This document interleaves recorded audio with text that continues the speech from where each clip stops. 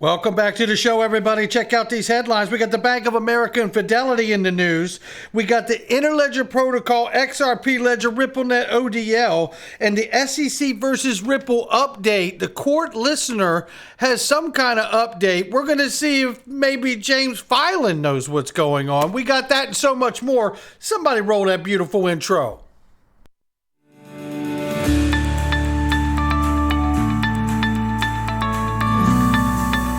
Digital Perspectives with Brad Kimes. Come on in.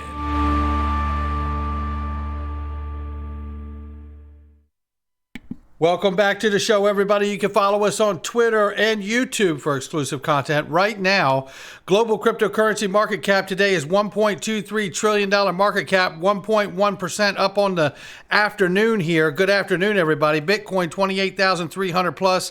Ethereum, 1859 and change. Tether market cap, 80.3 plus billion, they say.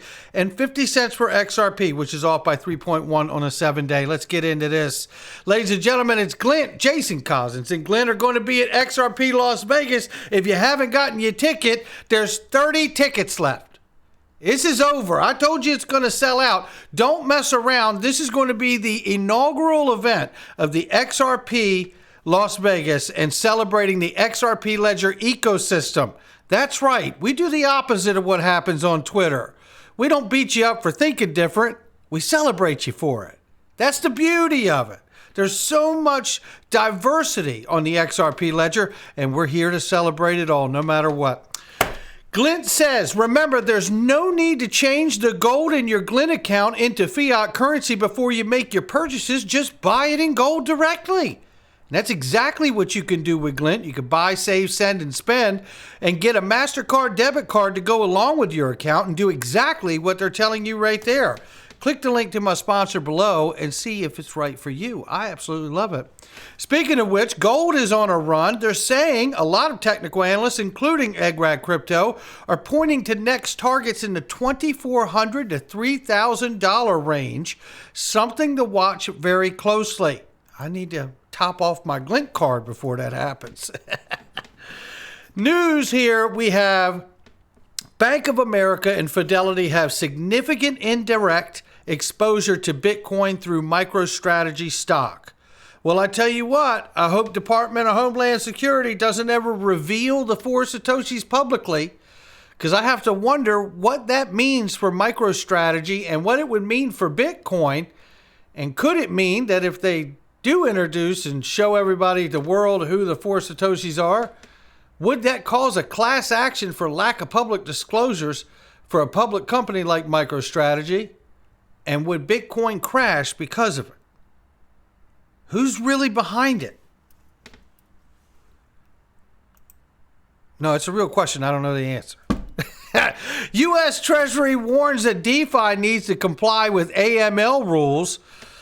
Here we go, ladies and gentlemen. What they say here is, look, we don't care if you're centralized or decentralized. We care about this activity. And this is exactly what we've talked about here.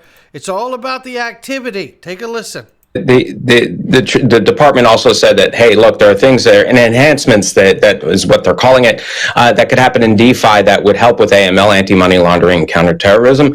What exactly would those enhancements be? How would it really work? And how hard would it be to implement? Yeah, and one thing that's really important to sort of note, Treasury specifically says that they are not establishing any new supervisory expectations with this risk assessment. It's not guidance, it's certainly not regulation, but it really is the first, I think, sort of view that we have into the way the U.S. Treasury Department is thinking about regulation. And what they say here is, look, we don't care if you're centralized or decentralized. What we care about is the activity.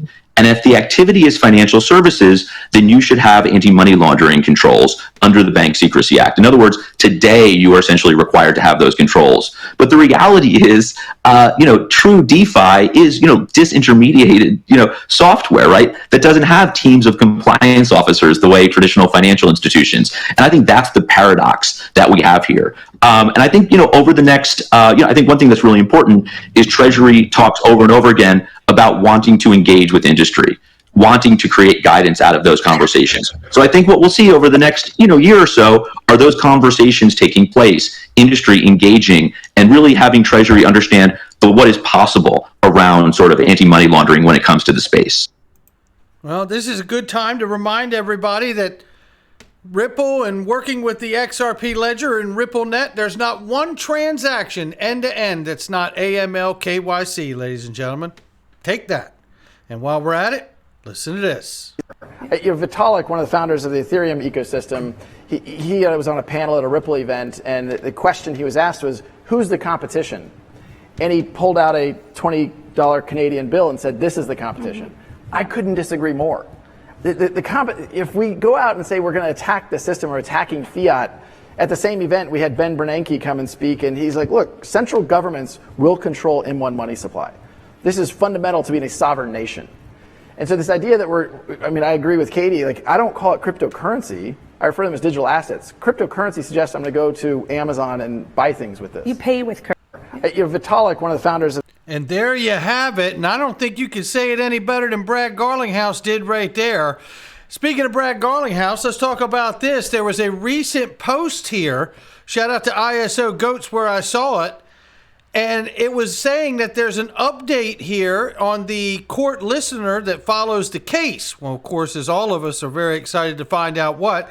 I combed through all the pages very quickly and looked, and I haven't seen anything that suggests there is an update that we can see, at least, or main documents filed, and who knows what it is. But it does say last updated April 10th, 2023. This is the live site, ladies and gentlemen.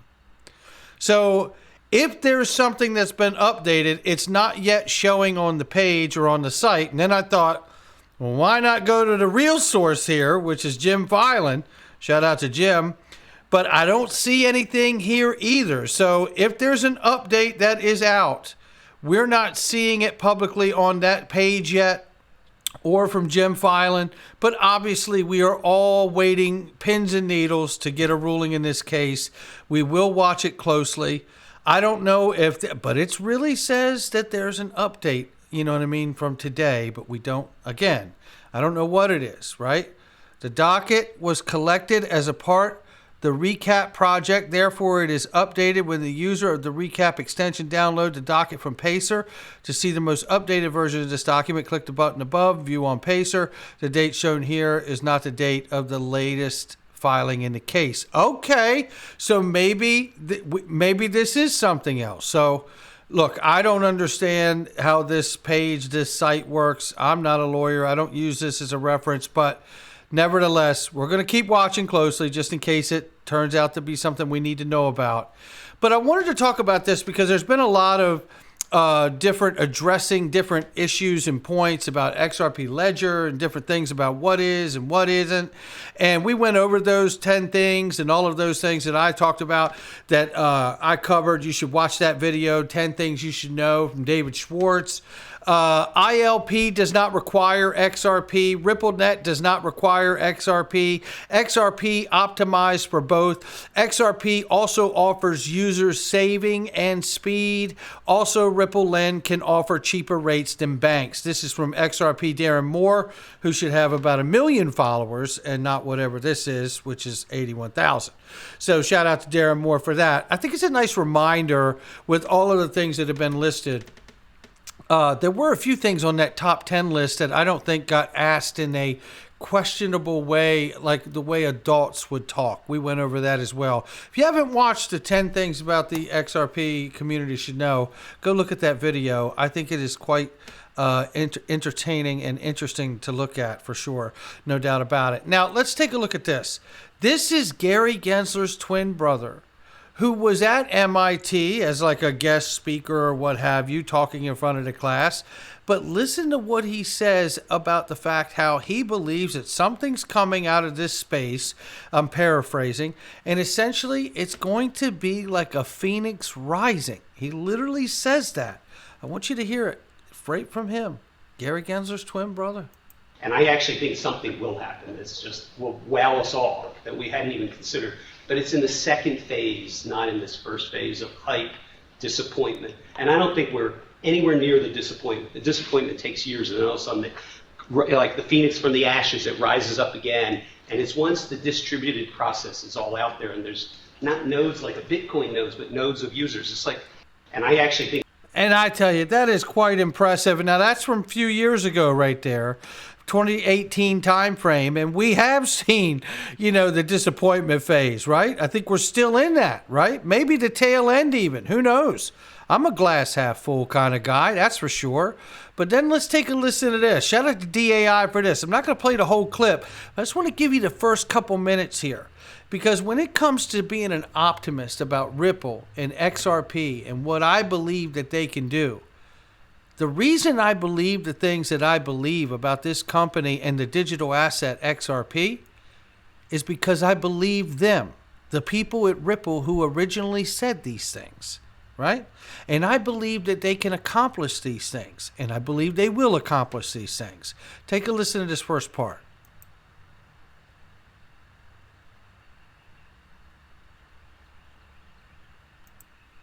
Here we go. The rest of the XRP then? Yeah, no, that's a good question, Mahir. And I don't necessarily know that we'll ever distribute all of it. In my mind's eye, there's a possibility where, we end up more of a lending kind of, more of a lender of last resort capacity, maybe. I think that's like a central bank, what he's saying. XRP has their own money. It's XRP. That's why I believe it.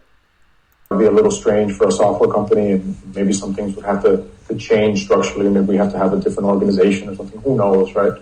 Yeah, maybe they have to have a different organization. Maybe Ripple has to become a bank, or maybe they have to form a bank outside of Ripple. Who knows, right? But as these capital markets develop, as liquidity develops, there are going to be folks who, if they want to provide liquidity in the asset, don't want to necessarily own the asset because that puts them in harm's way for price movements. 10 years out on the financial crisis, we still don't have the infrastructure perhaps to prevent the next one.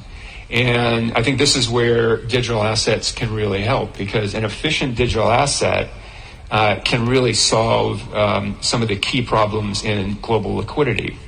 The world's got trillions and trillions of dollars tied up in liquidity just to get around how clunky the movement of value is around the world.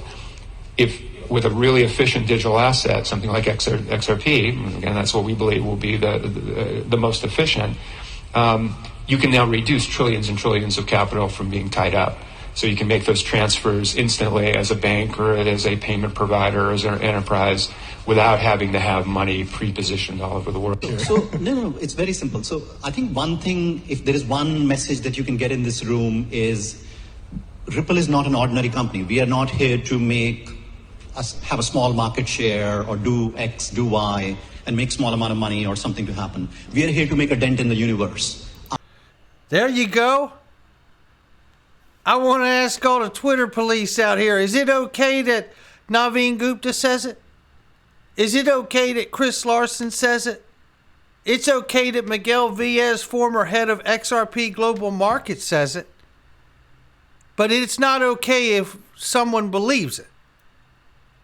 I'm having trouble connecting the dots. Then there's this. What's this guy's name? Status. Yeah, that's right. XRP is used as a bridge currency that solves a multi-trillion-dollar problem. Ripple XRP is clear winner in the cross-border space. This is Zoe Cruz, formerly ex-co-president of Morgan Stanley. But it's okay if she says it. Oh. It has always been obvious to me from day one that people who work for Ripple were a cut above the rest. Most of them. I believe that. Go look at their board members. That in a nutshell has given me the confidence that they will in fact make a dent in the universe, as Naveen Gupta has said. I talk about this and these companies because I have never followed in my entire life of investing, which has been for some time now. I have never followed a company that has ever said or dared to do the things that Ripple intends to do. And you're not in a place where you got to believe what I believe. It's up to you to make your decision. And it's okay if we don't agree. But don't try to change my mind, because I believe them. And I believe that they will accomplish their goal. And I don't mind if I get ridiculed all the way there. I'm cool with it. That's going to do it for me. Not financial advice from me or anyone else. It's just my digital perspectives. And I don't mind telling you, if you haven't got your ticket for XRP Las Vegas, you better get it, because they're going to be gone. And it looks like they're going to sell out this week. It is going to be a remarkable event. You are going to be around some incredible people, and they all love and want to talk about the exciting things that are happening with XRP and the XRP ledger.